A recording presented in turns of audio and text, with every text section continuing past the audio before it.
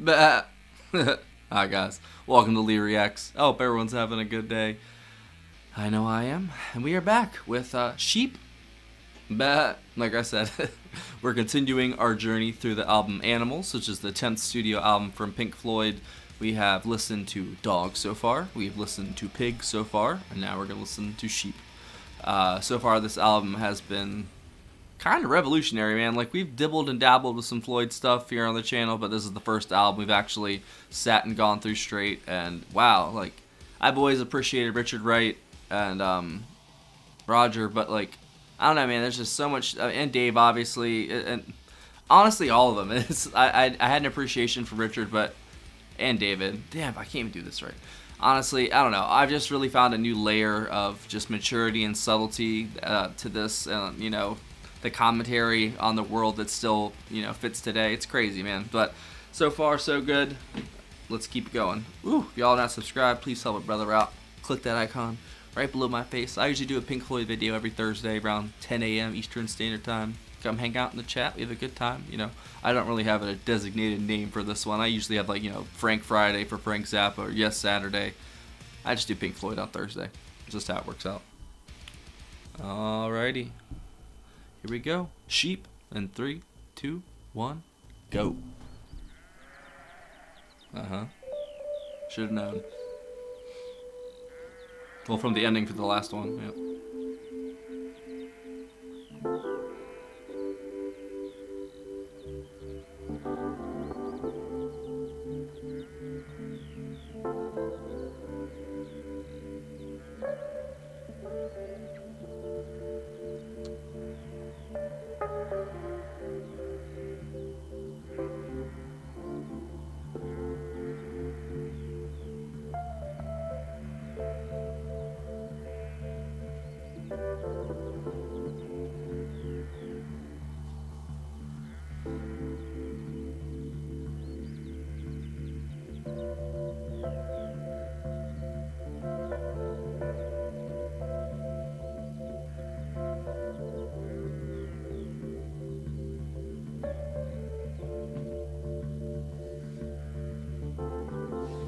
And obviously we'll have Pigs on the Wing, the last track as well too.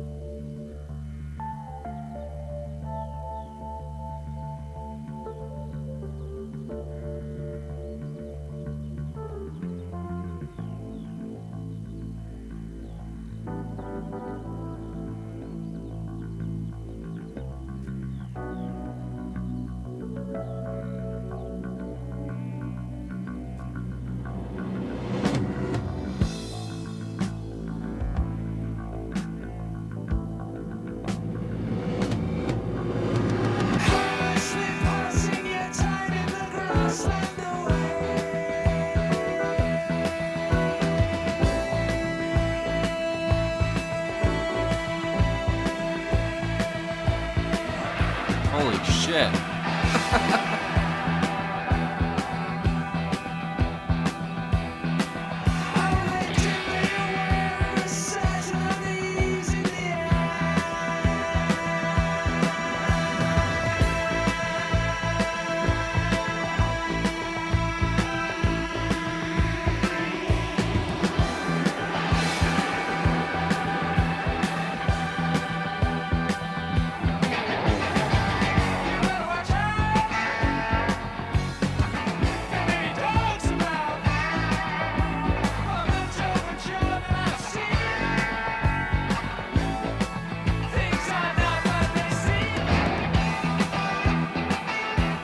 Okay, Nick.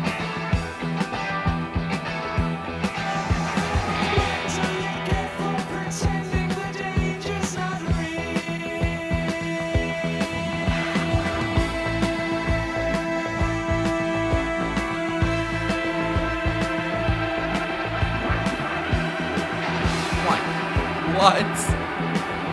Listen to that.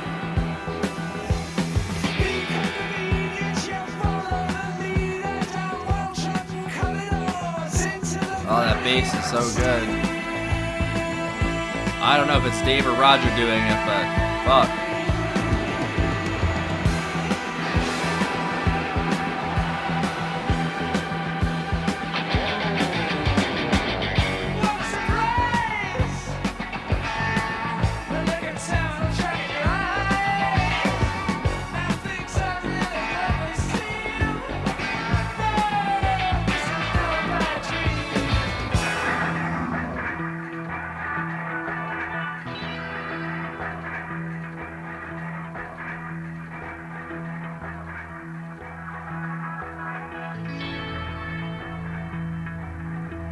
Oh, that is beautiful. Wow.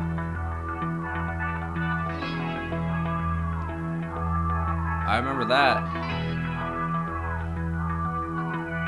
What was that in?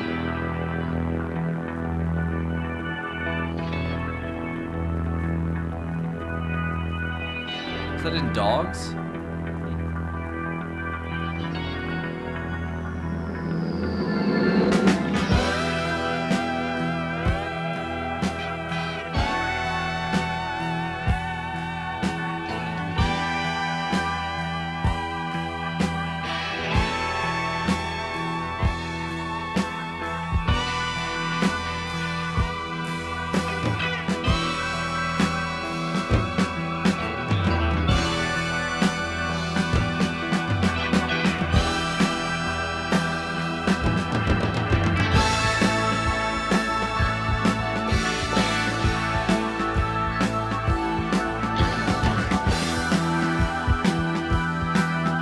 This song has the most hope out of all of them, it feels like.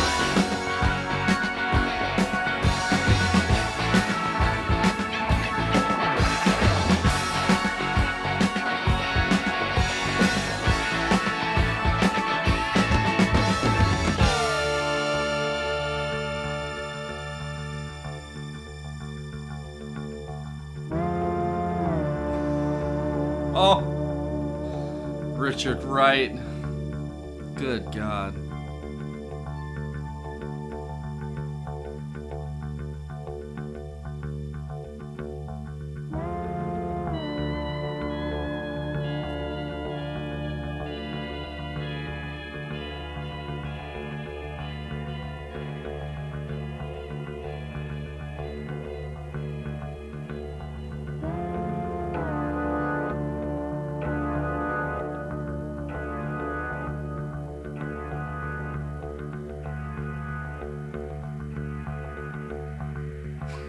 This one's trippy.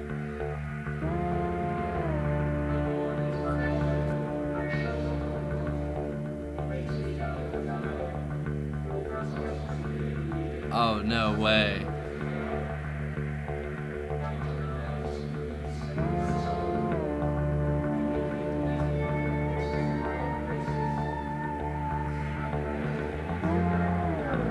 Alright, wasn't expecting that.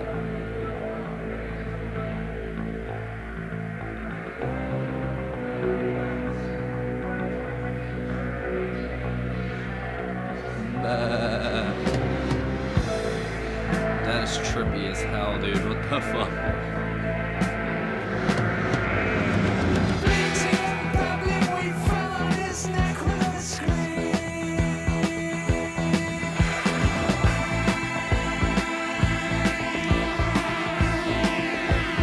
Oh my god. He's just showing off now, man.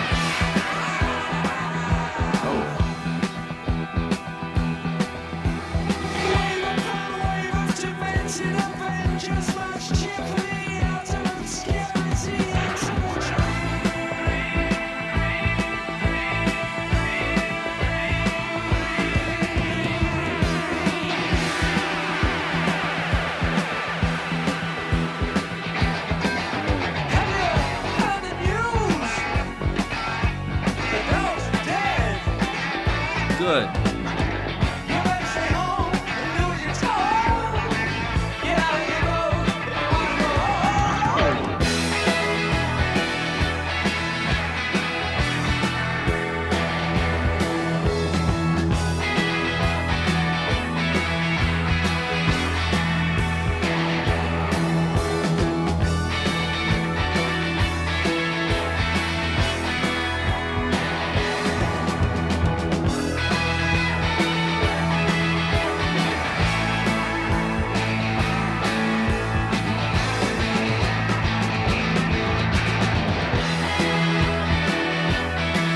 What a great album, dude. This has been amazing. This is the most hopeful it's sounded the entire time.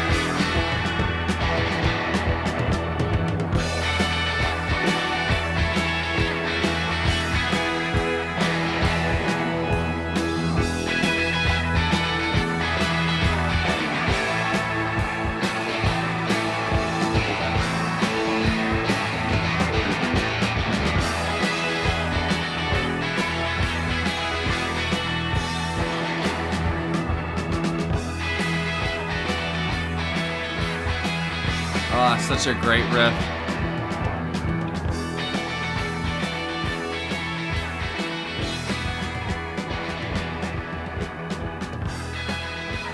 Oh no, they're fading out. There's still time left, guys. Fuck. I always feel so sad when albums end for the first time. And I'm a silly Billy. I'm at to pause it for a second, and I forgot to add it to the playlist. The second part. Back to your pastures, you little sheep. Come on. Get it. Get. Alright, I'm going to.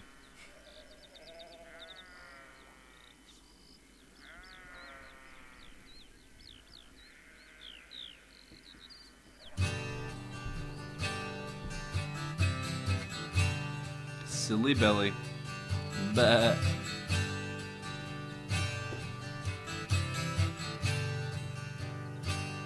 You know that I care.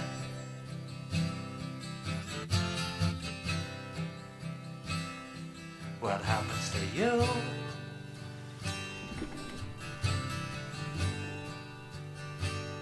And I know that you care.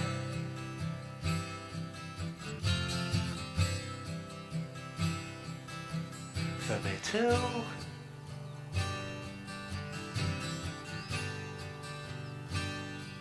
So I don't feel alone on the way to the stone.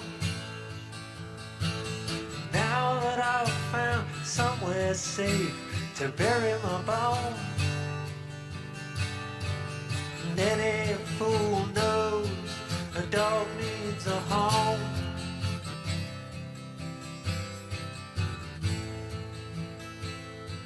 A shelter from pigs on the wing.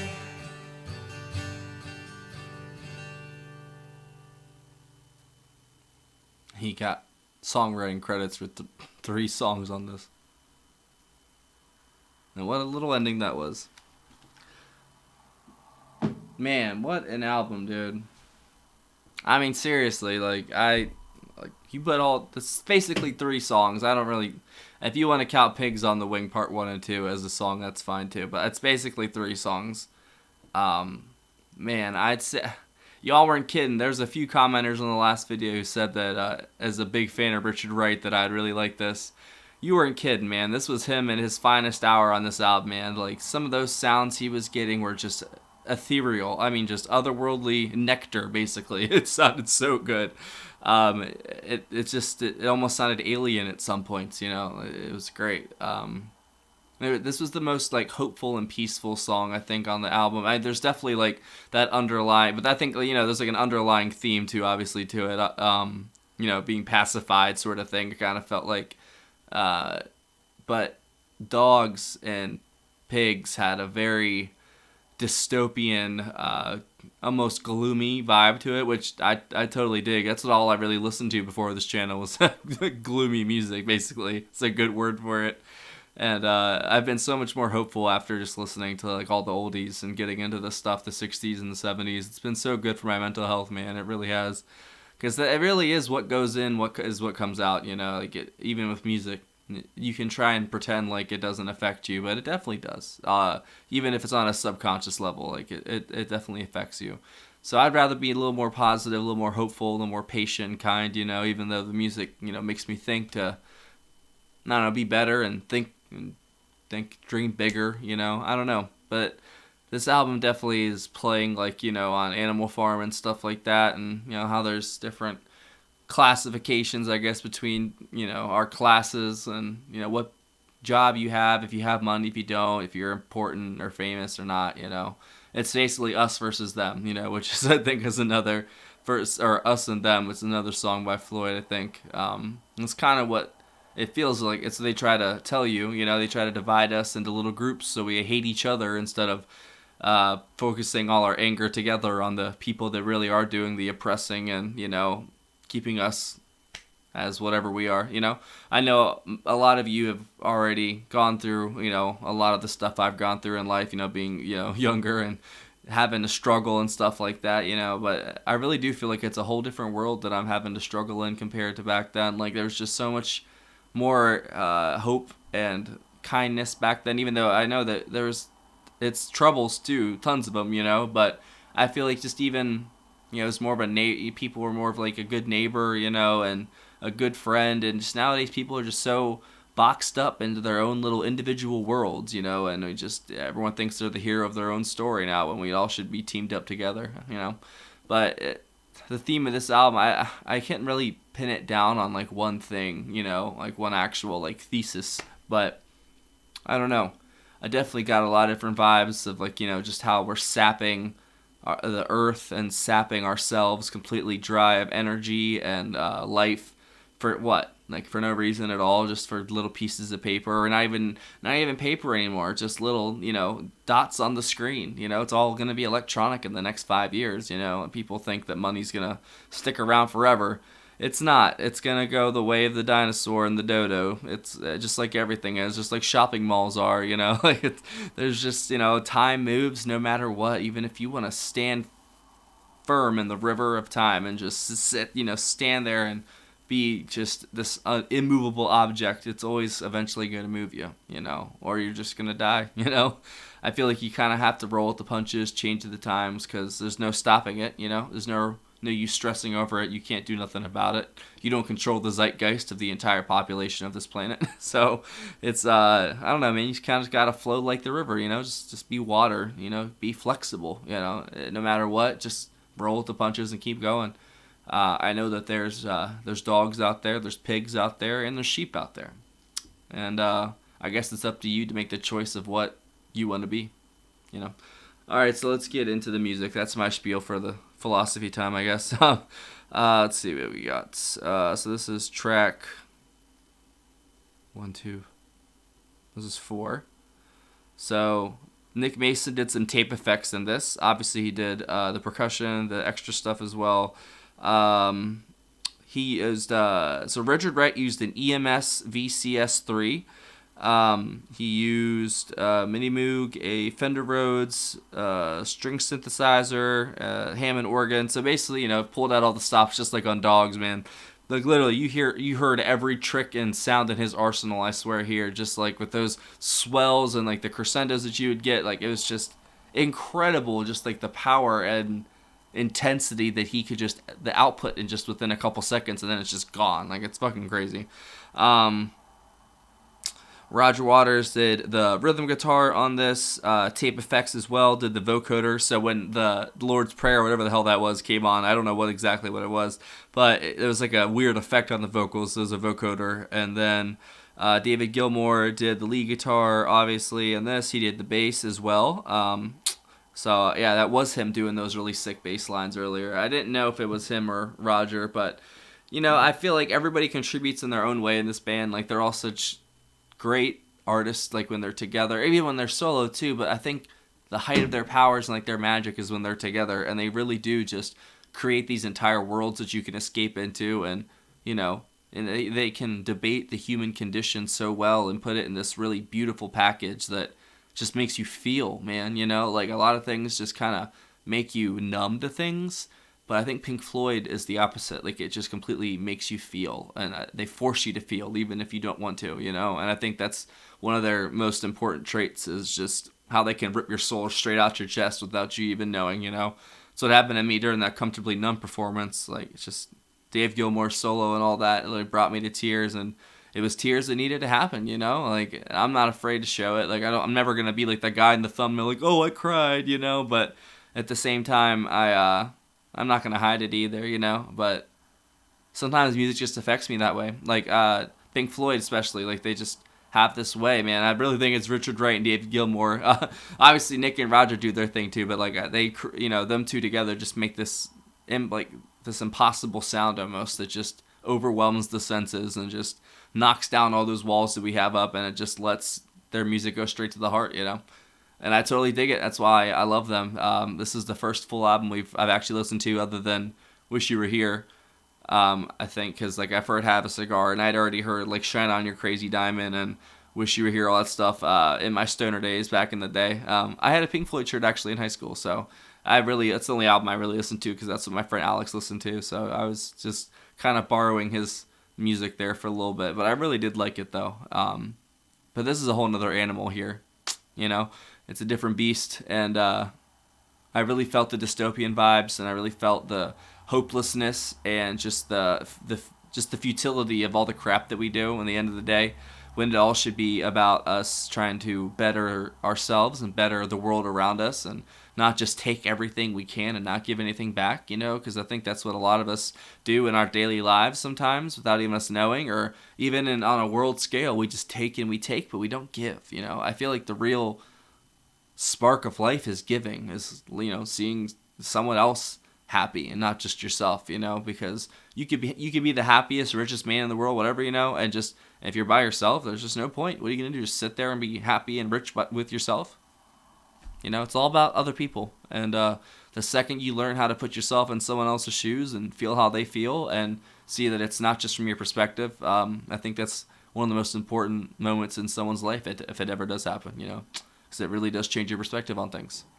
And I think that is it, guys. That is our closing of Animals, and I hope you guys enjoyed. That was a great listen. Obviously, this is only like the real second album I've listened to. So, what do you think we should listen to next? Let me know down below what album you think we should tackle next, and we totally will. As I love these guys. Now I already have a shirt now, so we got to keep going.